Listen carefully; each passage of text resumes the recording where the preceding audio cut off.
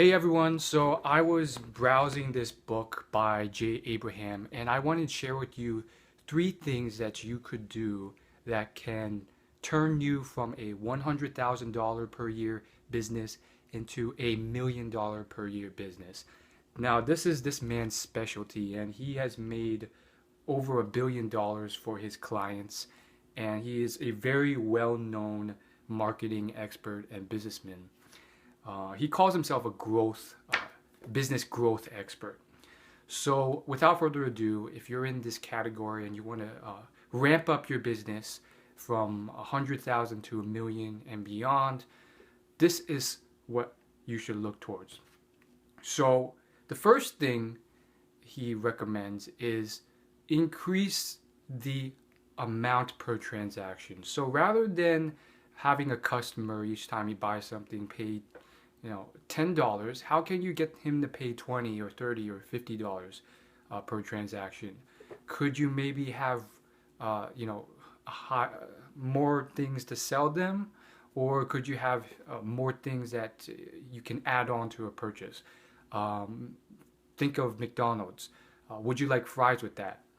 The second thing you can do is increase the transaction frequency. So rather than having that person buy once every blue moon, once every year, once every 5 years, or once every month, how can you increase the frequency of that transaction? And so, as Ryan Lee, he's a very well-known business guy.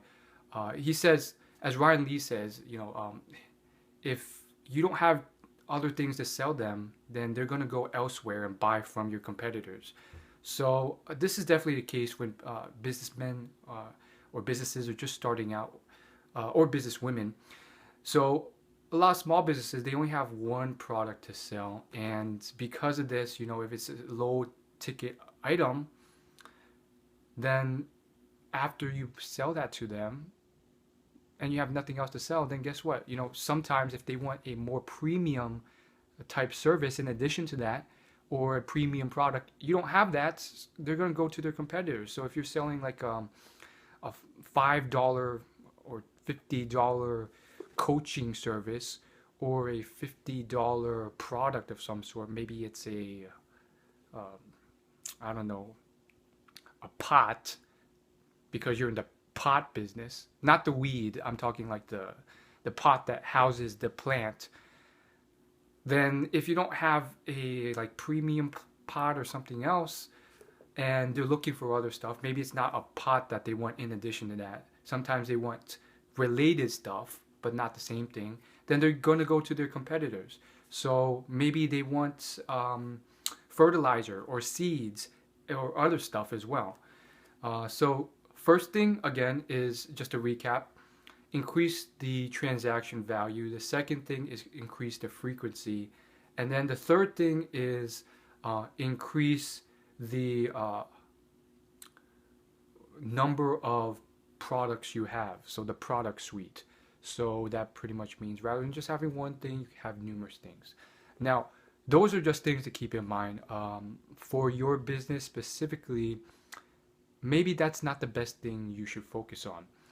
It all really depends, because from what I see, Netflix, they only sell one thing, and that's a subscription service for $10 a month for their movies. But even them, they have different tiers. So they have like a higher priced premium Netflix and a medium premium Netflix service, where if you don't want to purchase just one HD screen, you could have 3 or 4 different screens that you can view Netflix on at the same time. So keep those things in mind. Now, if you want to explore it further, I highly recommend you check out any book by Jay Abraham, because all these books go into extensive detail on this stuff, and he talks about all these things you can do to be better than your competition and actually execute your marketing more properly. And I used to be a huge doubter. I used to think that marketing wasn't that important. And I thought I was right. So it just goes to show you how until you actually experience it and you actually see what the real world is like, sometimes what you believe is the truth is not actually true. Uh, I used to think about 2 years ago, before I even got into business or anything like that. I used to think, I remember this because I would talk about this to people. I would say, marketing is a waste of time and money.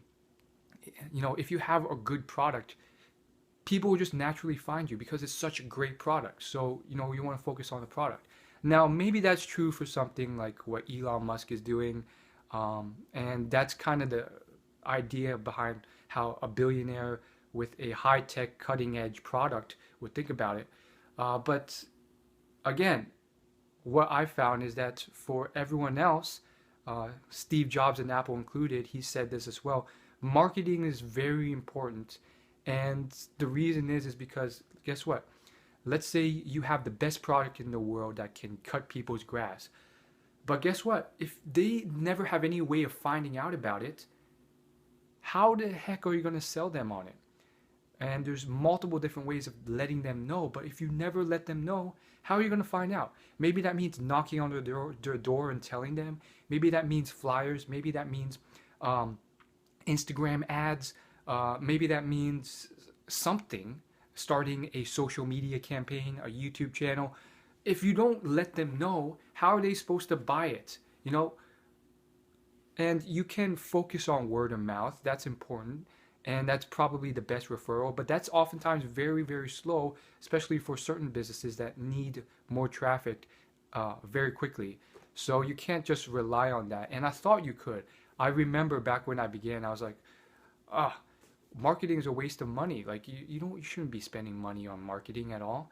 I mean, look at the iPhone. It's such a great product. People just naturally find out about it. Now that's true, but even then, like that level of virality and word of mouth referral takes a long time to get out there, and you really need a standout product to do so. And like, I think the biggest mindset shift or realization or aha moment that this book showed me was that marketing, if you do it right, like almost every other business activity, it's about a proper decision on return on investment. So if you spend $1 on marketing or $1,000 on marketing and you make back $5,000, then you've just found yourself a machine where you can put in $1 and get back $5. How many times are you going to keep doing that? Infinitely, until you have as much money as you can, or you know the rate at which the amount you put in starts decreasing based on how much you get back out. So I think people don't understand that, and because of that, they just think of marketing as this thing. And I used to think of it like that. I used to think of business and marketing majors as people who didn't have much homework and partied a lot in school, which is, you know, sometimes the case. But in the real world of business, marketing is actually really, really important. And he has convinced me that it is an essential component to a lot of businesses, especially small to medium-sized businesses. So see you in my next video. Thanks for watching.